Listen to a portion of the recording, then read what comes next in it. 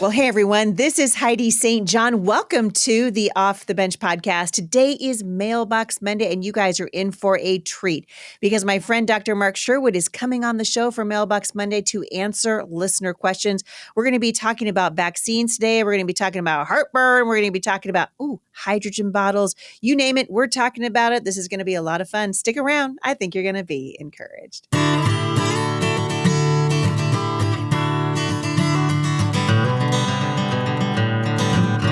Well, welcome to the show. You guys, want to remind you that I am getting ready to do my women's conference right here in Vancouver at Firmly Planted. We would love for you guys to come out.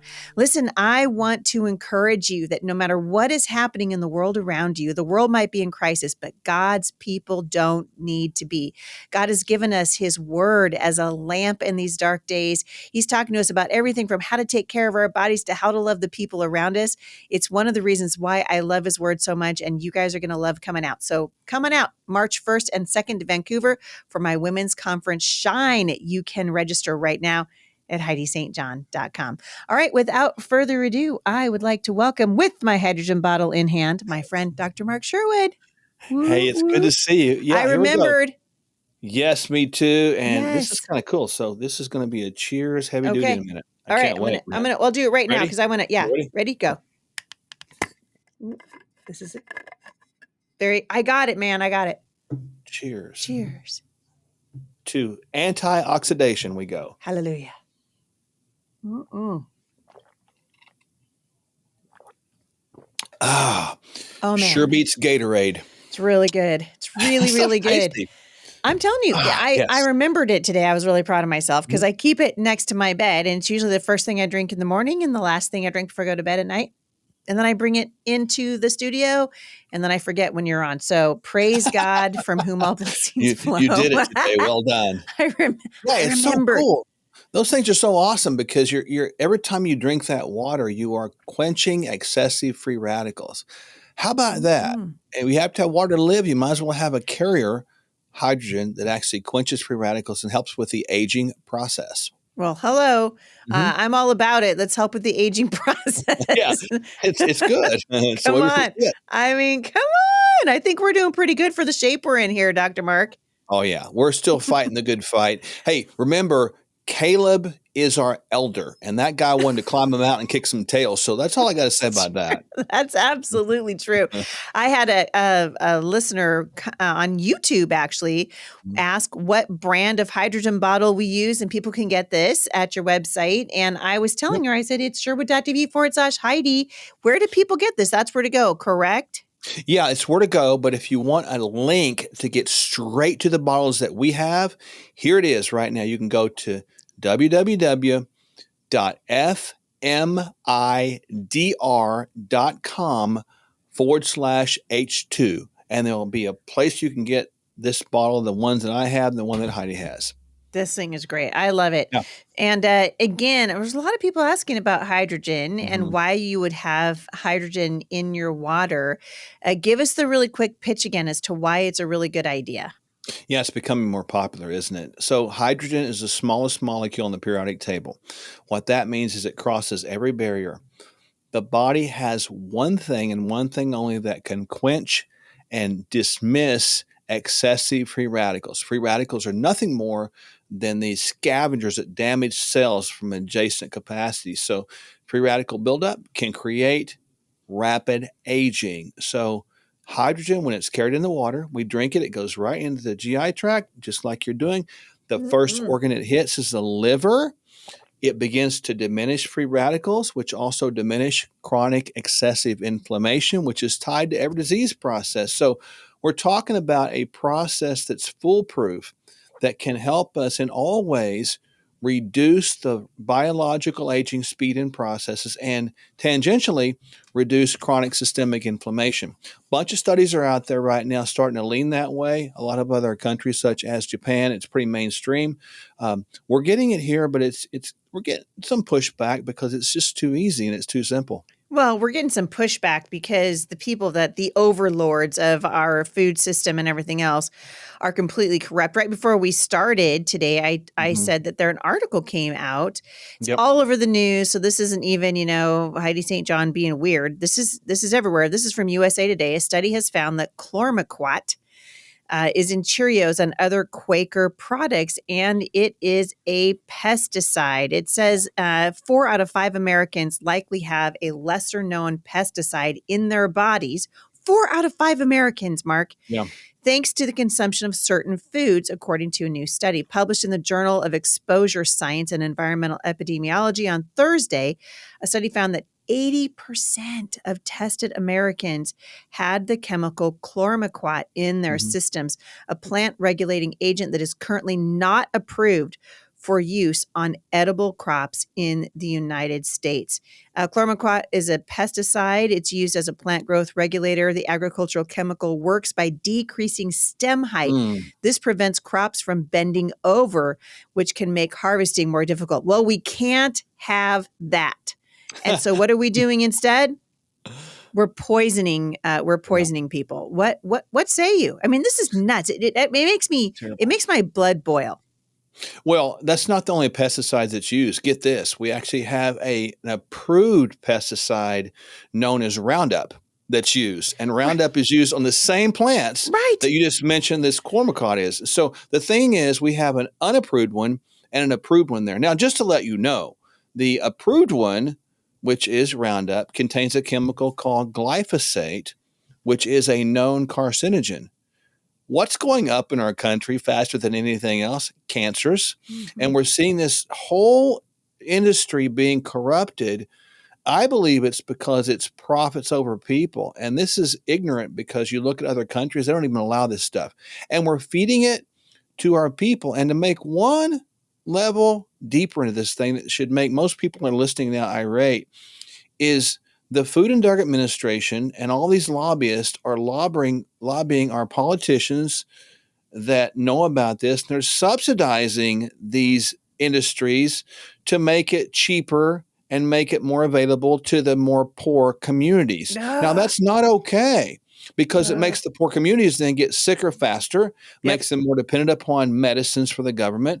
And there you go. You got your Babylonian style 101 relived. Yep, it's so frustrating. And the study has found that the chemical is in 92% of oat based foods Yeah. that were purchased and tested in May of 2023, including Quaker oats Mhm. and Cheerios. And this is a big bummer. It was found in both traditional and organic oat and wheat based Yeah. foods. I just am, I don't know. I mean, very very frustrating. People need to grow their own food. I mean, really, you They guys, do. get a garden, get a cow, Yeah.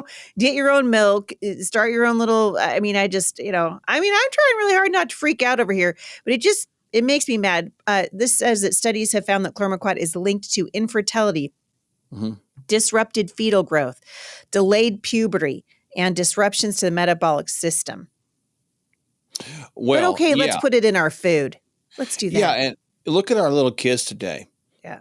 Not to mention another one that we didn't talk about that's in Roundup. It's called atrazine. That's a known estrogenic compound, which we're seeing this feminization of America, Yeah. Yeah. in our Yeah. little boys. And so this is not just a spiritually and culturally confusing issue. This is actual physical. It's Yeah. really, really happening.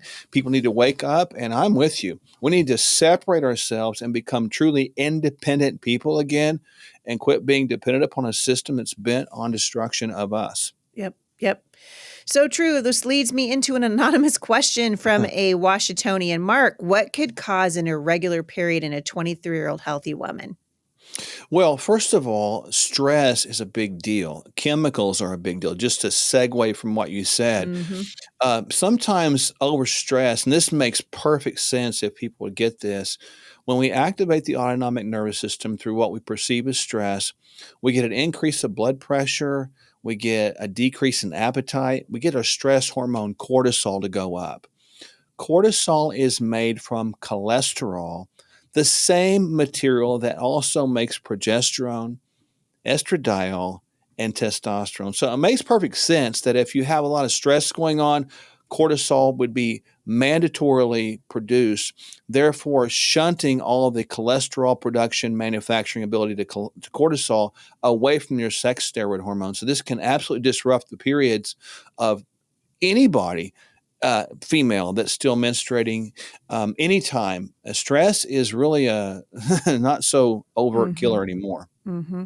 Well, and it's one of the reasons why you and I have been such strong proponents of get outside, you guys, Yeah, go for a walk, drink your hydrogen water. You know me. I mean, yeah, I'm up every morning really early. It's taken me after my surgery. I don't know why, but it just has taken me a long time to sort of get my mojo back. But yeah. it's been helpful for me just to be in my sauna, in my little infrared sauna. I try to do that 6 days a week if I can. We've got to be able to take care of ourselves. And it's really hard for people that are working 50, 60 hours a week. If you're taking care of little ones, even more difficult. But we need to be focused on that. And I so appreciate you sort of leading the way. Ellie in Montana says she's been suffering from acid reflux for Hmm. months. It first showed up in her throat. Now she's got lots of heartburn. And if I don't watch what I eat, I wake up feeling nauseous at night. She's taking probiotics and a stomach liner from the local health food store. And she's also saying, and this other listener has the same thing. She has GERD, and she says when Hmm. she swallows, her food gets about halfway down and it burns as she's Hmm. eating. So, what's going on? Well, Ellie in Montana, another listener, just understand that poor standard American diet food is really acidic. So the acidity of that creates the burn. Most of the time, it's not a too much stomach acid. It's not enough to help break down the acidity of the processed food that's in our gut. And Ellie, in your case, you could be eating too late. Poor food eating too late, as you lie down, the gravity is going to simply push that acidity up towards that esophageal sphincter. And that acid, you can feel that because you can feel it in your lower throat area. Over the course of time, that can absolutely create a burning process there and actually lead to some disintegration of that. GERD, for those of listeners, is called gastroesophageal reflux disease. Now, is it a disease? I don't think so. Is it a diagnosis? Yes. And the remedy is typically to give you things like pantoprazole, omeprazole, things like that to knock off the acid, to sort of seal off that acid pump. But those things should be used only temporarily, not years and years and years. They haven't even been studied for years and years and years and Right. years. If we use those that long, they will also lead to potential high blood pressure issues and a lack of B12 transportation in the body, all of which are not good issues. So, for Ellie, in your case, what you want to do is cut out the processed foods. Don't eat so late. Give yourself 2 or 3 hours and consider something that I use to sort of remedy that. It's called HCLEs. HCLEs. And you can reach right out to us and get that. It works like magic. It's got a lot of soothing things for the gut. So, for both of the callers, Ellie and the other one, HCLEs would be great for you to add to your repertoire along with healthy eating. All right. And they can get that at Sherwood.tv/Heidi. Is that the way to reach out to you? Correct. Yes. All right. I love that. It's interesting because stress can affect it too, right? I had a Oh, friend who yeah. had been diagnosed with an ulcer, a stomach ulcer, and it turned out she'd just been living with stress when and untreated for months and months and months. But these are things that people can find help for, right? They can. I mean, the thing about stress, and I always tell people to do, just do one thing for me. People, just take 1 minute a day. You get 1,440 minutes, and this is practical wisdom. 1 minute, 60 seconds. Just be quiet. Just Mm. shh. Be quiet Shh. and listen to the voice that's inside you, which I believe is the voice of God myself. And just listen and be quiet. And that silence is golden, man. And 30 seconds in, you're going to be like, okay, I wish this time would go faster. 45 seconds in, you're going to be going, hey, this is not so bad. 60 seconds in, you're like, can I Could have do this more? longer. The Yeah. body wants to be quiet. It wants to be at peace. And that's one way to sort of counterbalance that stress system. Mm.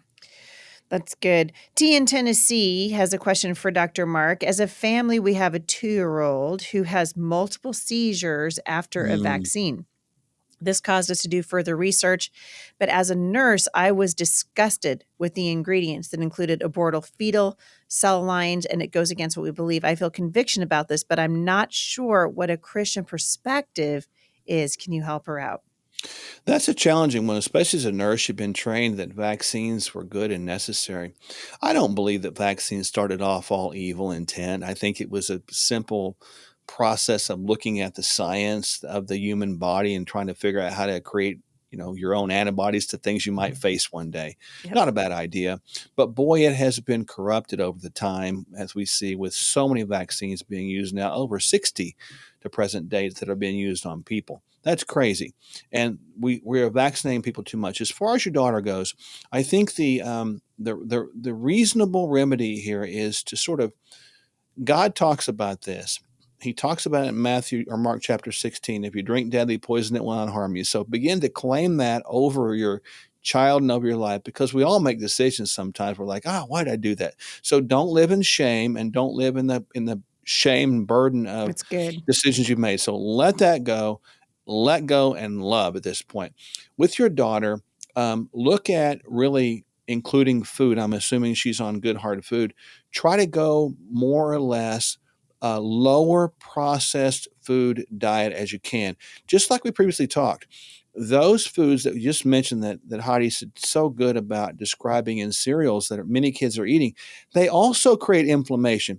Inflammation is a trigger to more seizures. And all the ingredients you talk about in the vaccines, those are the same type of nasty, horrific ingredients that are fed to people every day in food. So don't separate the two.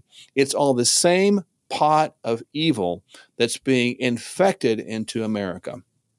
Man. And you guys actually have a cereal, right? That's coming out?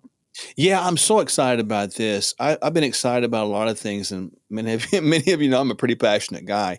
But I'm excited about the Kingdom Crunch that we're coming out with. Two flavors, peanut butter and acai berry, and it's got the texture of a Cocoa Puff. Remember those things? And it's so good. And it has 11 grams per serving of protein, 4 grams of good healthy fats, zero sugars, zero. And it's Wow. all healthy ingredient. It is the most healthy cereal I know. And my hope and prayer is that God will use that thing to put it in the hands of anybody that's listening right now and more across this great nation.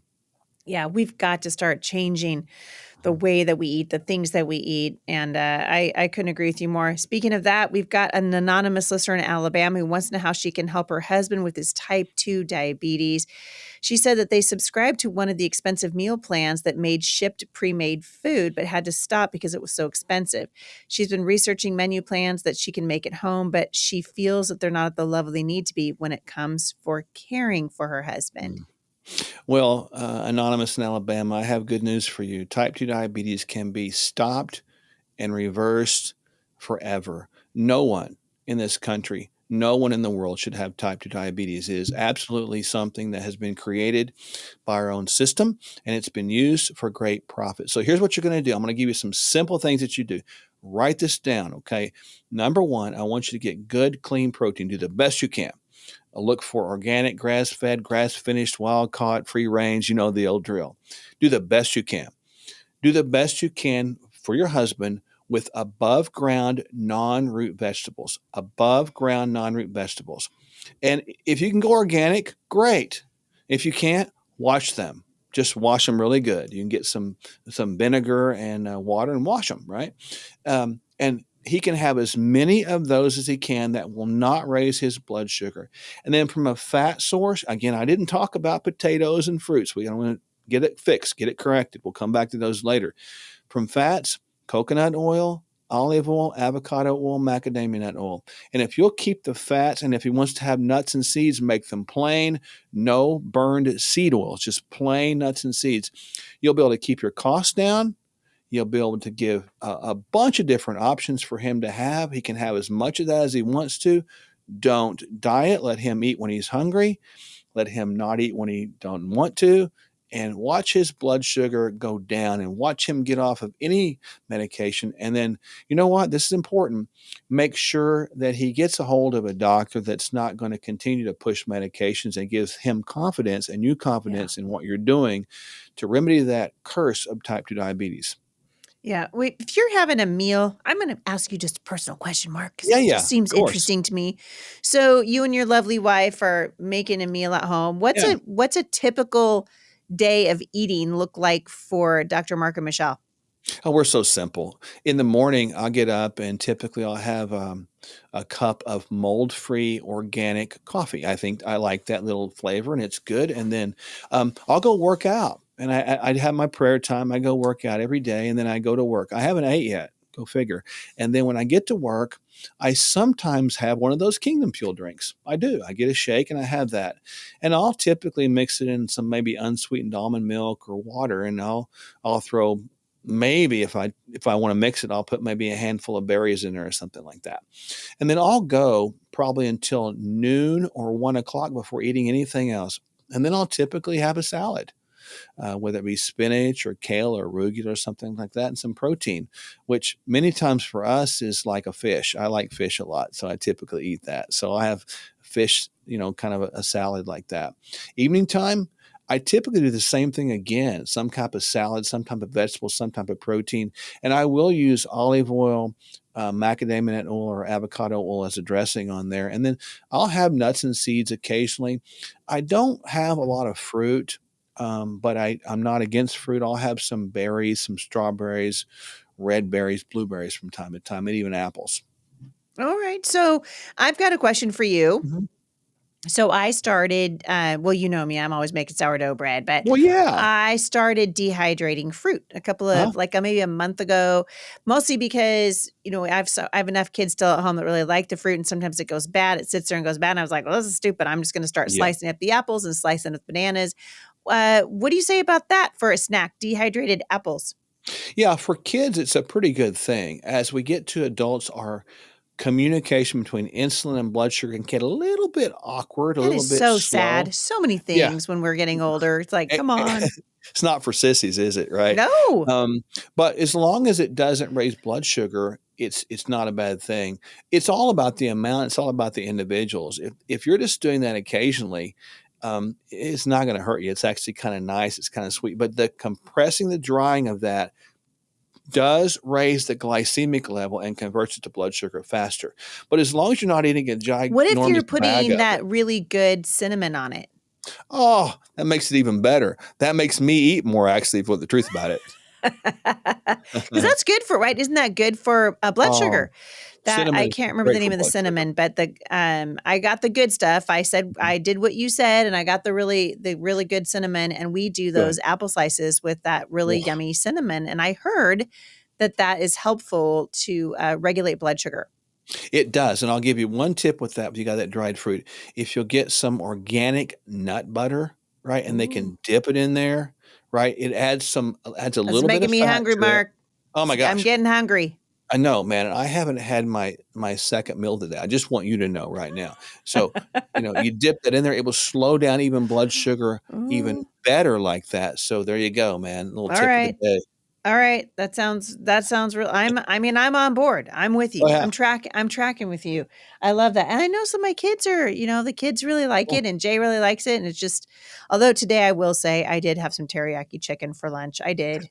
I was like teriyaki chicken is like you don't have to ask someone said, "Do you want some teriyaki?" And I was, "You do not have to ask me twice. The It's answer is like yes."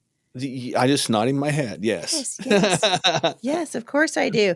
All right, so that we are out of time for the regular show, but I have so many more questions. So we're going to come back. An anonymous listener in Texas is struggling with obsessive compulsive disorder. Ooh, She's okay. curious to know what you think about that. And then we had a really interesting question come in from, well, actually two of them, Kaylee in Missouri and Liz in Utah, struggling with hypothyroidism. Mm, And so one of them for sure has a doctor that wants to put them on medication, but they're worried about the side effects. You and I talked about this before, but yep. we're getting so many more questions that are coming in. I'm going to go back to these because they were well worded and I want to kind of revisit that. And then also an anonymous listener in Alabama is asking, about a situation with their granddaughter. So I'm going to have you come back for happy hour in just a minute. We'll continue answering questions for the VIPers and subscribers to the show. But I want to say thank you. Where can people find you online? They can go to sherwood.tv/Heidi. And we're just trying to help folks, man. I really so much appreciate being on here with you. This is one of my favorite things I get to do, and get to answer the wonderful listeners' questions. And thank you so much for everyone that writes in these beautiful questions. Just amazing. Just a great time. Yeah, it really is. We really look forward to this. I echo with my friend, Dr. Mark, and I want to say thank you, Mark, for coming on. I really appreciate it. You are a national treasure, a hope dealer, and I appreciate you sticking around for happy hour. You're welcome. Thanks for having me. You're welcome. For more information on my friend, Dr. Mark Sherwood, and his beautiful wife, Michelle, they have an amazing practice in functional medicine in Oklahoma, and you can find out more at sherwood.tv/Heidi. We appreciate you guys listening, appreciate those of you who are subscribing to the show and praying for us. If you would like to submit a question, the way to do that is to go to HeidiSt.John.com/Mailbox Monday, and that is where you can submit those questions, and we will be sure to pass them along to Dr. Mark Sherwood. Thank you guys so much for listening. If you are subscribed to the podcast, stick around because happy hour is coming right back. And everybody else, have a great day. We love you guys. Love your people well. And I'll see you right back here again at the intersection of faith and culture.